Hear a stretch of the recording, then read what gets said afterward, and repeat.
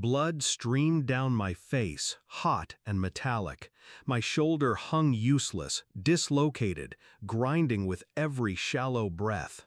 And through it all, I heard her voice, my sister, calm, cold. "You should have signed the mortgage."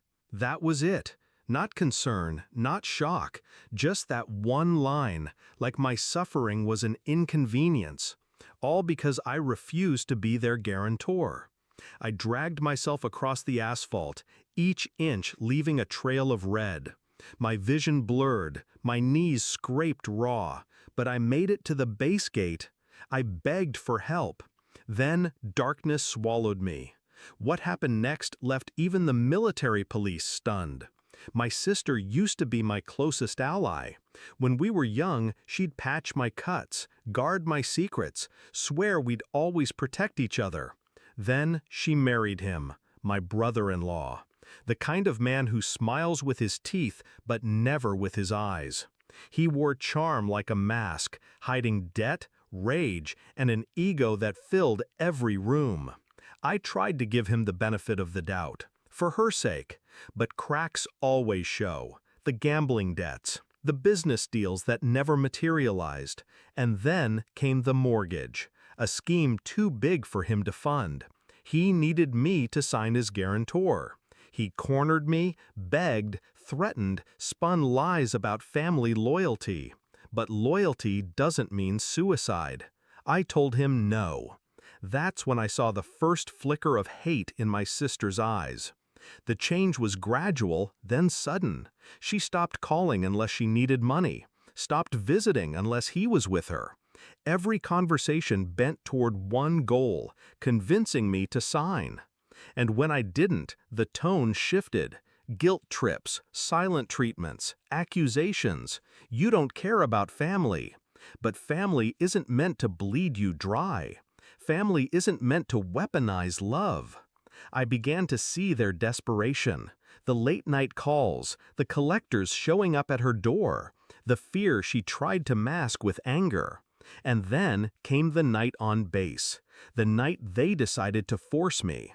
I could have folded, signed away my security to keep the peace, but I'd spent enough of my life bailing them out.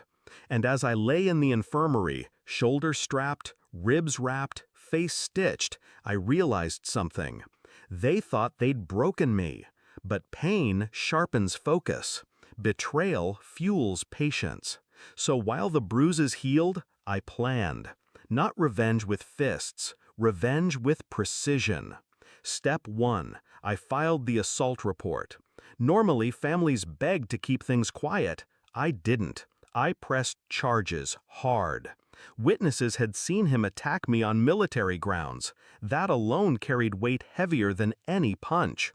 Step 2. I gathered every debt collector's letter I'd intercepted, every voicemail where he threatened me, every text where my sister tried to guilt me into signing. A trail of evidence painting a picture they couldn't deny. Step 3. I spoke to the military police and the legal office, not as the victim of a brawl, but as a service member reporting a pattern of financial coercion and assault. They listened. They didn't just see a fight, they saw a case. Step 4. I waited. Let them think I was nursing wounds in silence. Let them believe they'd silenced me. They didn't know the silence was the sound of the trap snapping shut. The call came weeks later, a mandatory summons. My sister and her husband had to appear before the military police for questioning. I was there when they arrived. My arm still in a sling, my face healed but scarred. He tried to bluster, to laugh it off. Family dispute, misunderstanding. But the officer slid a folder across the table. Photos, medical reports, statements, bank records, debt files. Every lie stripped bare under fluorescent lights. My sister's face drained of color as reality crashed in. She'd hitched herself to a sinking ship and dragged me into the water. And then came the words that shifted the air in the room. "Mr. Hale, you're facing charges of aggravated assault, financial coercion, and fraud." His jaw clenched, His mask cracked. And for the first time, he looked at me not as prey, but as the executioner. I didn't need to speak. My silence said everything. They took him out in cuffs. My sister tried to follow, but the officer stopped her. She wasn't under arrest, but she wasn't free either. She'd face investigations of her own for complicity. She looked at me, eyes wide, searching for mercy. The same eyes that once promised we'd protect each other. I met her stare, calm, steady. "You should have protected me," I said quietly. And then I turned away. The military police were stunned, not by the charges, but by how deep the betrayal ran. Family tearing itself apart over greed.